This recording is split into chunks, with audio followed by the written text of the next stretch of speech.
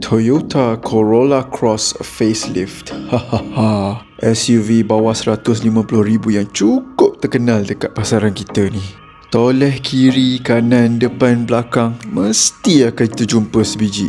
Model facelift pula baru masuk pasaran kita. Jadi, bagus ke sama je? Sebenarnya ada beberapa penambahbaikan utama, terutama dekat bahagian dalam dia ni. Jap. Bahagian luar? Lebih kurang sama je. Kecuali lampu belakang ni ada 3 mata dengan pembahagi berkemasan krom dan wajah yang lebih elektrik lah. Kurang sporty tapi jauh lebih moden.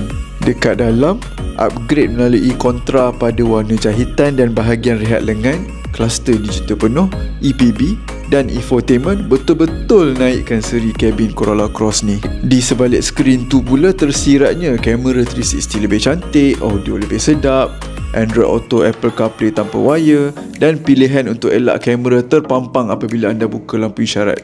Bacaan posisi kenderaan pun ada. Bab lain kekal sama, dan ini satu pujian biar betul. Saingan dari China pun makin dahsyat sekarang. Corolla Cross ni bab practicality, ruang dan estetik memang konservatif.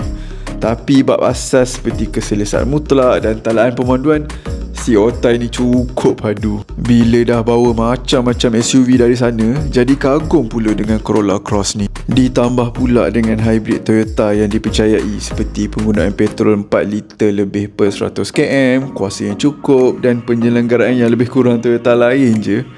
Corolla Cross facelift yang bertambah lengkap ni tiba-tiba lebih menarik pula dalam pasaran tahun 2025. Cuba try. Dijamin boleh rasa beza Otay dengan player-player baru yang ada sekarang. Senang cerita, dia tak kosong lah.